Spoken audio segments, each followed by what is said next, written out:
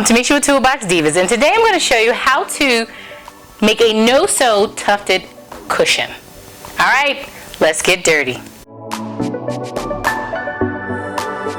Okay, so the best thing about this tufted cushion is it's no-sew. No sewing needles, no upholstery needles needed. The only real tools you need are a hammer and a staple gun.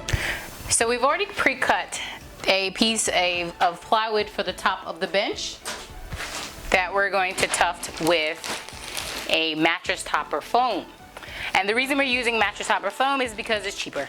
And all you need is a twin size, and it's enough to double it up. We're going to cut the mattress topper down to size so that it fits the width and the length of the board. Now we're going to take some spray glue. We're going to glue the foam to the plywood. Using the ruler, some chalk, some roofing nails, I've outlined the location of where the buttons will go, and I've made a triangular pattern. I have 3 rows of buttons. This bench is going to be 63 inches long. I've started out 4 inches in from each corner, and I did 9 buttons on the bottom and 9 buttons on the top. And in the center, in between each of those buttons, will be 8 more buttons in the middle. Now, using some scissors, I'm going to cut a hole in the area where the roofing nails are, all the way down to the bottom. And I'm going to do this every place where I have the roofing nail, because this is actually where the buttons will go to create the tufting effect. Now I'm going to add some batting over the foam.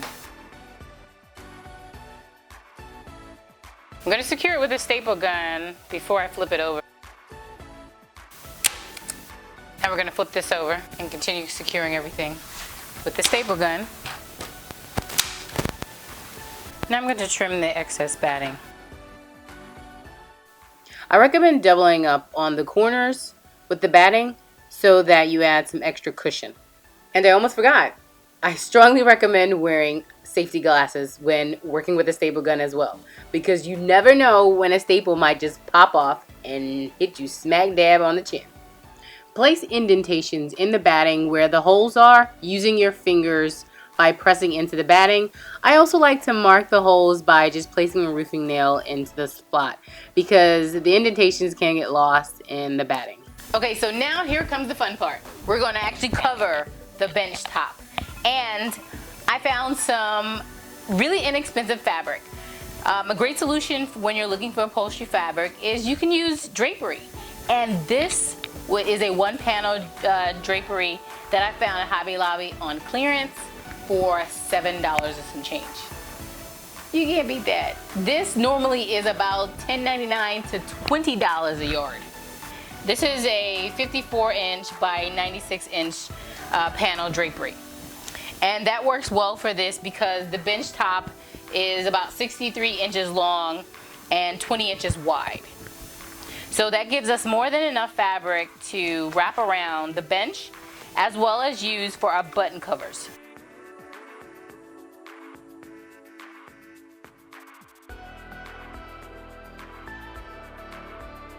So now we have our freshly ironed drapes. Now we can drape it over the bench. So we're actually going to start with the middle row first. And we're going to start at the center of the bench. So take the 7/8 nail and run it through the opening, the center of the washer. You want to make sure that the diameter in the middle of the washer does not exceed the width of the nail head. Together, the washer and the nail mimic the exact pattern that you would get if you were actually sewing this in place and using a button. Remove the placeholder roofing nail so that you can push the roofing nail and washer down, and using the hammer, you want to gently hammer it in place. Now be careful not to hammer your hands or fingers.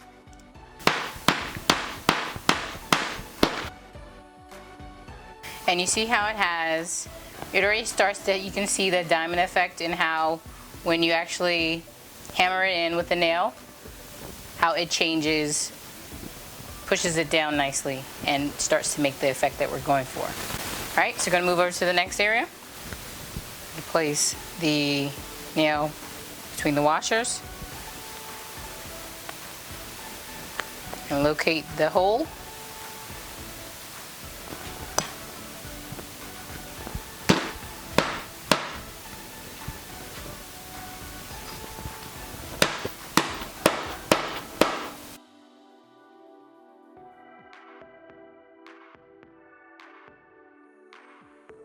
So, the important thing to achieve the diamond effect is to make sure that the fabric is folded in the right direction. You want to make sure that the fabric is folded in the same direction. So, checking where our placeholder nail is, we're going to fold down to that area. You can go ahead and remove that nail.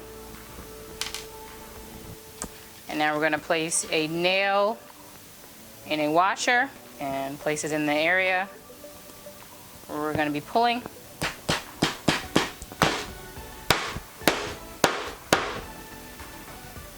Yeah. And that's how you create that diamond effect.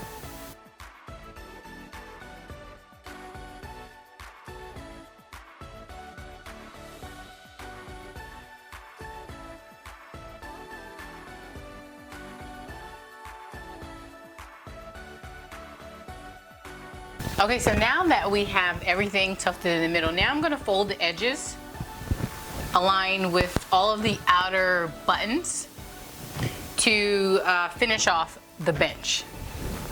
And you want to make a nice clean fold and staple it in place. Make sure that it's tight. You want to make sure all of your folds go in the same direction.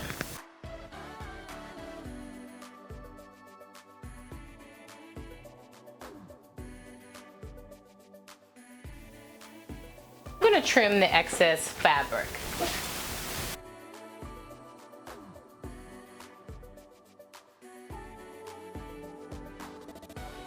Now, to fold the corners, we're going to, it's kind of similar to when you are wrapping a gift. I'm not always the best gift wrapper, but that's basically what we're going to be doing here. Making sure that it's smooth on the edges.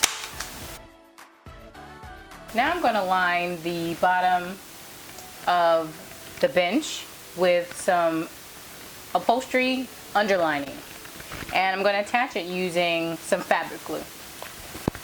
I'm going to cover up the staples using this upholstery underlining. So now that we have everything tufted and folded, now it's time to cover the nails.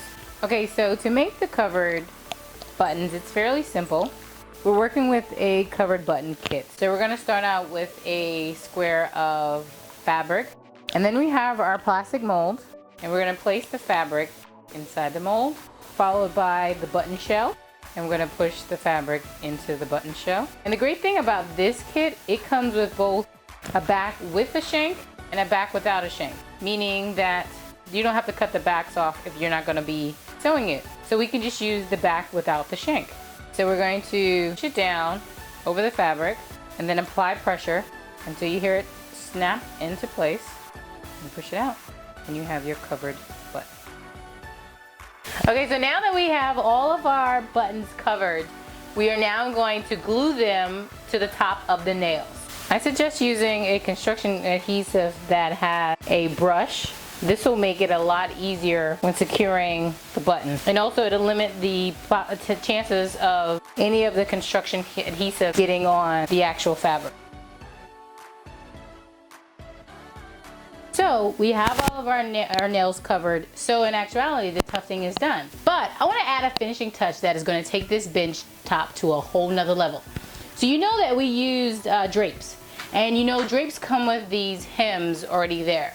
So what I'm going to do is I'm going to take the trimmed edge off, and I'm going to trim around the edges of this bench.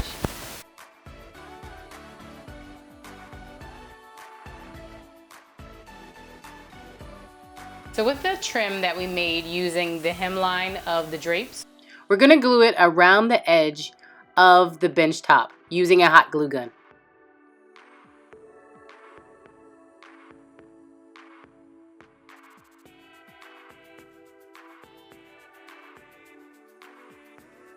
And with those finishing touches, we are done, guys. Thank you for sticking around to the end. I made this tufted bench top to go with a bench that I made for my bedroom. The complete details for that bench can be found below in the description column.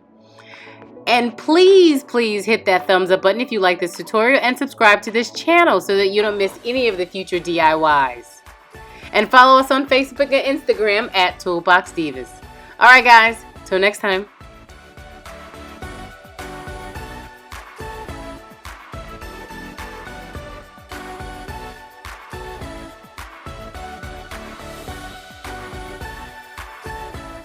I don't know why I still have this on. You don't need safety goggles right now. We're sewing. Sorta.